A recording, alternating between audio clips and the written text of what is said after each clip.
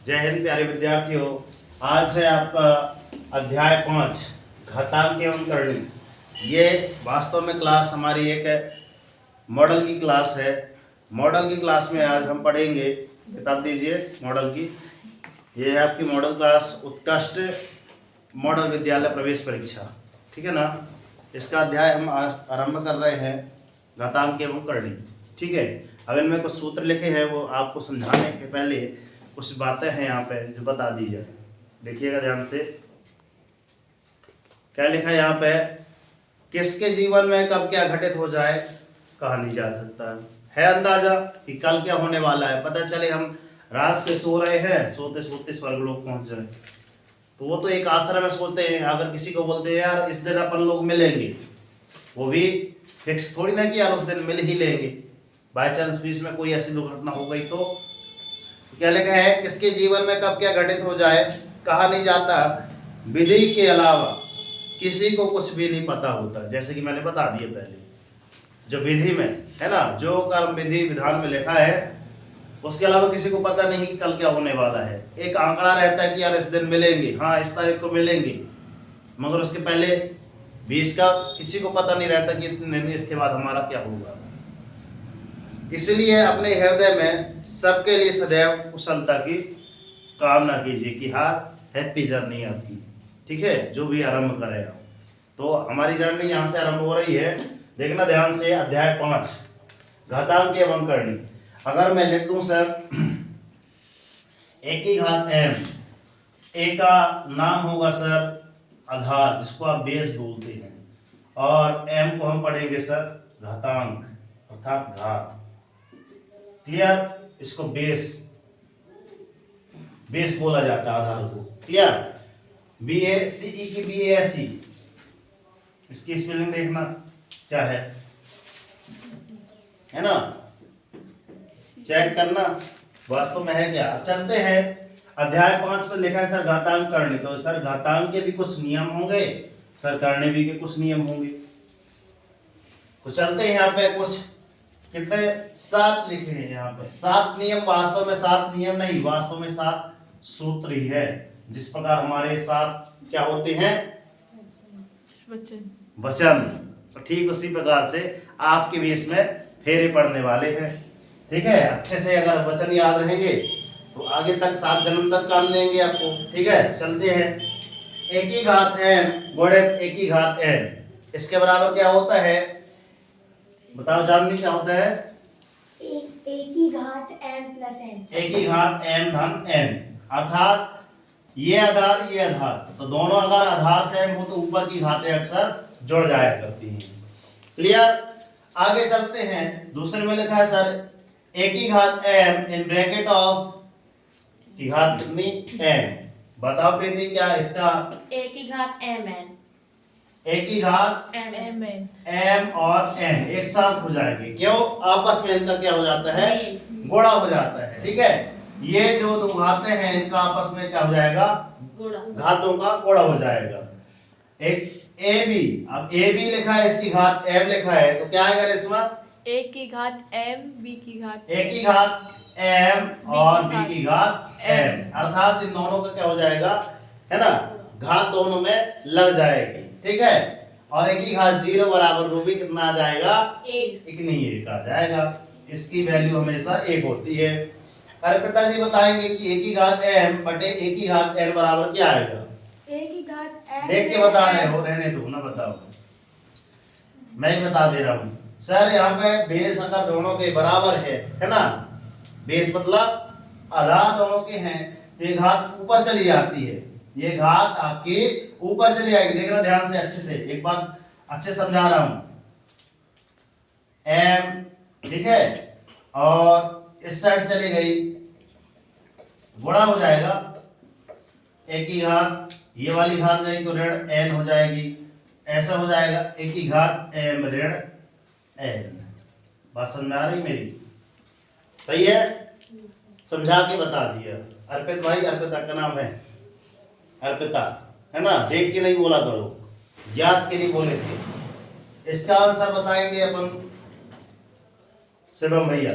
एक ही घात ऋण m लिखा है, बताओ नैतिक। 1/1 गलत। एक की घात 1/n, ये पंडित जी ने बताया था, हमको आज भी याद है। ऐसे है क्या कि गलत है? एक 1/1 एक बटे है, यस सर 1/। ओहो, अच्छा नीचे है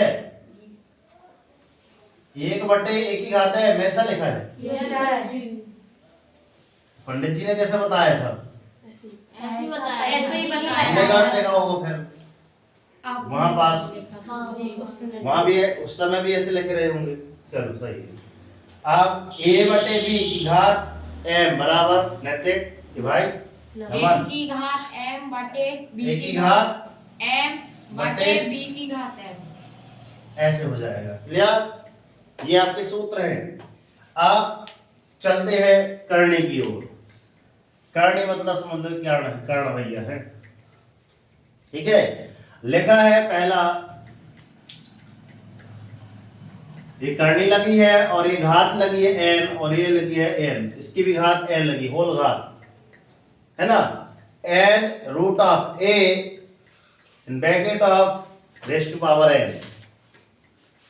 तो ये वास्तव में क्या होता है, जो लिखा जो रहता है ना, ये घात मतलब जो ये करनी का मतलब होता है 1/2। देखना a लिखा है और इसकी घात जो रहेगी 1/n रहती है। ठीक है, और एक और जो लास्ट में लिखा है ये वास्तव में ये भी n रहता है, ऐसा लिखा है। और ये दोनों आपस में कट जाएंगे भैया, इसलिए बचेगा आपका ओनली सिंगल। सूत्रों को हल किया जाए, याद मत किया जाए। पीछे कौन बैठा है, क्या नाम है इसका? अल्ताफ। थोड़ा ध्यान दिया जाए, घातांक करनी आपके अध्याय में है। अब अगला क्या लिखा है, सेम टू सेम ये वाला सूत्र समथिंग है क्या? इसी के जैसे है, रूट ऑफ है ना, इसकी घात m है तो इन दोनों को क्या लिख दिया है, अलग अलग करके लिख दिया है। क्लियर? फिर अगले तीसरे में क्या लिखा है, इसमें इन दोनों का आपस में क्या कर दिया है सर, गुणा बस कर दिया है। फिर इन दोनों में पुनः क्या कर दिया है, अलग अलग पुनः कर दिया है a और b में। आगे चलते हैं, इसमें क्या किया है, कुछ अंतर दिख रहा है आपको? क्या कर रहा है, कोष्ठक हटा देता है ना, कोष्ठक हटाने के बाद इसकी घात लगा दिया है। और आगे चलते हैं, ये जो नाम लिखा है ना सर, परवैयकारी गुणक, ये कक्षा 9 में जब जाओगे तुरंत फर्स्ट टाइम पहले दूसरा अध्याय से मिल जाता है। परवैयीकरण गुणक, परवैयीकारी गुणक। अब ये परवैयीकारी गुणक वास्तव में ये कैसे आया, ये परवैयीकारी गुणक ये 10वीं में भी है शायद, देखना है वास्तव में कैसे लिखा रहता है, रूट ऑफ a है ना plus of root of b। अगर इसका परवैयीकरण करेंगे तो अंश और हर में किसका गुणा हो जाएगा। ठीक है ना, किसका, ये जो लिखा रहेगा किसका, a ऋण b, यहां अंश और हर में। बड़े ध्यान से देखना, काम आएगी आगे चीज। चिन्ह बस बदलते हैं, अर्थात अगर इधर धन है, जब भी हम परवैयीकरण करते हैं तो क्या हो जाता है, यहाँ पे ऋण लग जाता है और अंश और हर में दोनों गुण हो जाते हैं। अब इसका अर्थ हुआ क्या, इसका अर्थ ये हुआ कि अगर ये दोनों काट दे तो सर यही तो लिखा है, मगर क्या लिखा है, इसका परवैयीकरण गुणक ये आएगा। तो देखना ध्यान से, ये इसको मान ले सर a, इसको मान ले b, या फिर इसको मान ले सर a धन b और इसको मान ले सर a ऋण b। इसके बराबर क्या होता है पता? बताओ।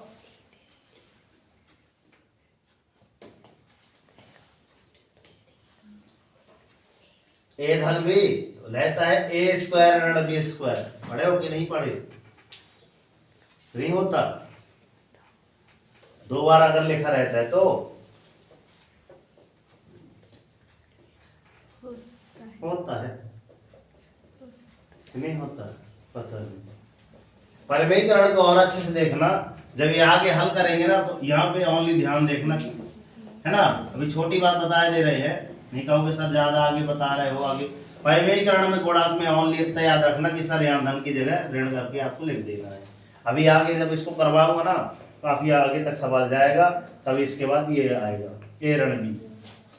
इसका अगर करा जाएगा तो कितना आएगा, गुणा करो। लिखा है नहीं लिखा, चलो कोई नहीं बात।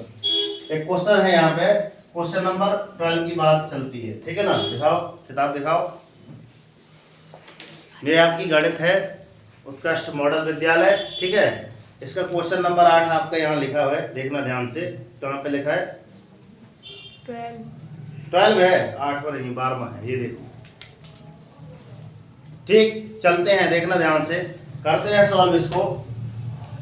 अगर इस प्रकार का आपके पास क्वेश्चन लिखा है, ये पूरा होल घात जाएगा, नीचे तक है ना।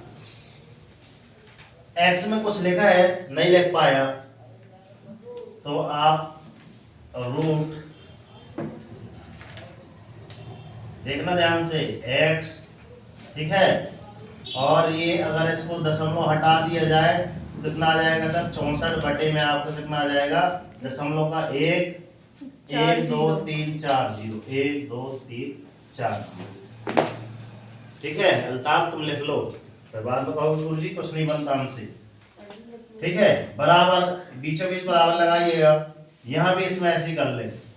घात 3 है यहाँ पे, 8 ओनली लिख रहे हैं, दशमलव का हमने सब लिखा 1 और 1 2 3, 1 2 3, इतना सबसे बन गया। अब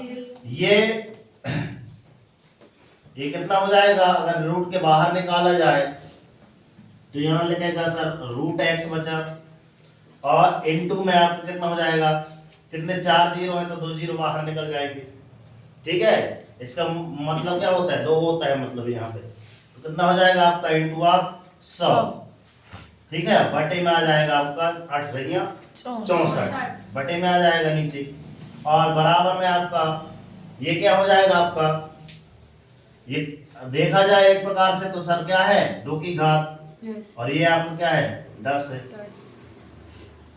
इज दैट क्लियर, इतनी बात समझ में आ रही है। आगे चलते हैं, इसके आगे देखना ध्यान से, आगे लिखा है इसके आगे, अगर आपस में इनका गुणा वगैरह किया जाए, ठीक है, तो 2 गुणा 8 बटे में आपका कितना आ जाएगा सर, 100 गुणे 10 बराबर अपन निकाल ले सर रूट एक्स। ऐसा अगर परिणित किया जाए तो ठीक है, जमाना आना चाहिए नहीं, क्योंकि जमाना बहुत ही खराब है। ये 8 दूनी 16 हो गया, काटना पीटना कुछ नहीं है, देखना ध्यान से, 1 जीरो और बढ़ा दिए बस, एकदम सरल सा, और बराबर में क्या कर दिए रूट एक्स, ठीक है। अगर ये करेंगे तो अपन कितना आ जाएगा, वास्तव में दशमलव कितना आ जाएगा आपका, इसको चेंज करा जाए कितना आ जाएगा बताओ, 2 1 जीरो और लग जाएगा, ठीक है। कितना आ जाएगा आपका, कितने शून्य आ जाएंगे आपके, 3 ऊपर परिणित कर दिया जाए तो 0 दशमलव कितना आ जाएगा आपका, 0 1 6 0 1 6, गलत जा रहे हैं, सही जा रहे हैं, चलो बराबर रूट एक्स है। आप रूट एक्स का मान हटाओ तो एक्स लगाओ, तो जब एक्स करोगे तो इसमें स्क्वायर लग जाएगा, रूट 0.16 में वर्ग लग जाएगा, और 16 का वर्ग कितना होता है आपका 256, तो 0.0256 कैसे आ जाएगा कि 256, ऑप्शन में है कहीं, कहीं है उत्तर क्या है, 0.256 आएगा, कहाँ है गणित दिखाओ जल्दी से भाई, कहाँ है, 12 का सी है, सी का है, देख रहे हो 3 जीरो है, 0.000। अब 256 रुक जाओ, इधर कितना आएगा 16 का वर्ग क्या निकाले, 16 में कितने होती 256 है, 256 तो यहाँ जीरो कितने हैं 3 आ जाएंगे, क्योंकि यहाँ पे कितना है, इसका भी तो जीरो भी तो बढ़ेगा, इसका ध्यान दे रहे थे हम, इसका ध्यान नहीं दे पाए, ठीक है ना। कितने जीरो आ जाएंगे आपके 3 जीरो आ जाएंगे। स्क्वायर करें तो स्क्वायर करेंगे तो एक तो था पहले से, है ना, 2 और आ जाएंगे तो 3 जीरो हो गए और 256 आ जाएगा। ठीक है ना, इसको थोड़ा फोकस करना था इसलिए देख के बताए। ठीक है ना, उत्तरमाला आप देख लेना। और इस प्रकार की इस प्रश्नावली के सवाल करने के पहले मैंने जो ये याद कराए हैं ये आप एक बार पुनः रिवाइज करके आएंगे कल, और प्रश्नावली हल करके जरूर लाएंगे। उनमें से जो भी क्वेश्चन नहीं बनेंगे आपसे वो आपको बता दूंगा कि हाँ सर कैसे ऐसे करना है। ठीक है ना, और सबसे एक बात, ठीक क्या बोलता हूं मैं, कि हमको इस कदर चलना है जैसे भगवान श्री राम चले थे तो उनके कदमों की निशानी भरत भैया लेके गए थे, है ना। तो वैसे ही आपको इस प्रकार गणित में आगे बढ़ते जाना है कि आपके चलने के निशान छोड़ जाए। आपकी मॉडल में आप जैसे चल रहे हैं ना गणित हल करते करते, मतलब ये एक प्रकार ऐसा हो कि हम दोबारा रिवाइज करें ना तो हमारे माइंड में बन जाए। अर्थात जैसे हम एक कदम यहाँ चले एक अध्याय में, दूसरे कदम यहाँ पे चले, तीसरे कदम यहाँ पे चले, चौथे कदम यहाँ पे, अब कहां तक अध्याय 5 में पहुंच गए। टोटल अध्याय आपके कितने हैं? 15 है। तो 15 अध्याय तक जाने के पहले ये हमारे पद चिन्ह रहना चाहिए कि हाँ सर ये पहला चिन्ह दूसरा चिन्ह पता तो चले कि हाँ सर ये चीज हम पढ़ के तब हमारी मंजिल मिली है। तो ये पद चिन्ह अर्थात ये मेमोरी में सेट होना चाहिए कि हम ये गए हैं, अगली बार ओनली देख बस लें तो याद आ जाएगा, हाँ याद है ना। ऐसा नहीं कि यार आगे का पाठ और पीछे सपाट, ऐसे ना हो, है ना। पद चिन्ह छोड़ते जाना है थोड़ा कि हाँ हम यहाँ से गुजरे थे, इस अध्याय से गुजरे थे, तो ये आपको माइंड में सेट होना चाहिए, याद होना चाहिए। ठीक है ना, बात समझ में आ रही है? ठीक है, और हम तो हमेशा यही बोलते हैं कि दोस्त की कर दिखाओ ऐसा कि दुनिया करना चाहे आपके जैसा, और उठो जागो संघर्ष करो, जब तक नहीं रुकने लगती आपको आपका लक्ष्य नहीं मिलेगा। और डेली मॉर्निंग उठकर अपने टारगेट सेट कीजिए, एक छोटा सा टारगेट लीजिए मगर डेली मॉर्निंग उठकर टारगेट जरूर सेट कीजिए। जब तक टारगेट अचीव नहीं हो जाता ना सब चैन की नींद त्याग दीजिए। आज का टारगेट हम बता रहे हैं अध्याय 5, क्या कहानी लीला जीवन लीला खत्म, है ना। अध्याय 5 फिनिश हो जाएगा। जिस दिन आपका अध्याय 5 फिनिश हो जाएगा ना उस दिन आपके दिमाग की टेंशन ऑटोमेटिक चेंज हो जाएगी कि हाँ सर गणित बनने लगी। ठीक है ना, तो वीडियो पे नए हैं तो चैनल को सब्सक्राइब कर लीजिए, नोटिफिकेशन ऑन कर लीजिए। और यदि एक अच्छे सिस्टम की तलाश में है तो आपकी तलाश यहाँ पे पूर्ण होती है। ठीक है, यहाँ पे नवोदय मॉडल मीन्स का मेरिट 1 से 10वीं, और इस साल तो शायद है कि शायद 12वीं तक की कोचिंग पढ़ाने का है, तो अभी भी जारी है हमारा कुछ आगे करने का। तो एक बार हमसे संपर्क जरूर करें। हमारा नंबर है 93 40 58 60 67। हमको व्हाट्सएप में मैसेज भी कर सकते हैं। और इतना आपने महत्वपूर्ण समय दिया, मैं आपके माता पिता को प्रणाम करता हूं, और आपसे आशा करता हूं कि यदि वीडियो अच्छी लगी तो अन्य बच्चों तक फॉरवर्ड करें और कमेंट बॉक्स में जय हिंद जय भारत उच्चारण जरूर करें।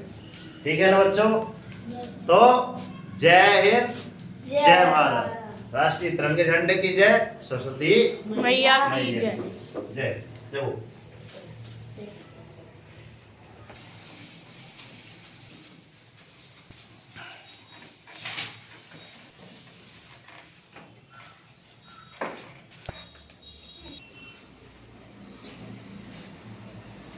सो के लिखिए रेशमा, उठ जावत यस सर जी।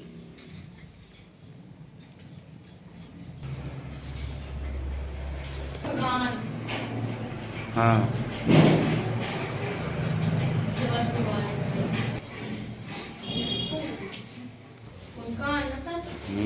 पंडित लग जावे सही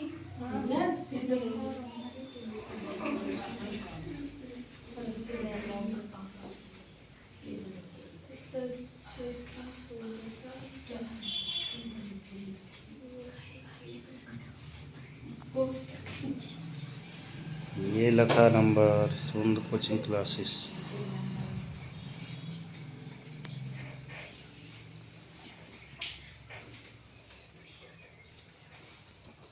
जी भर की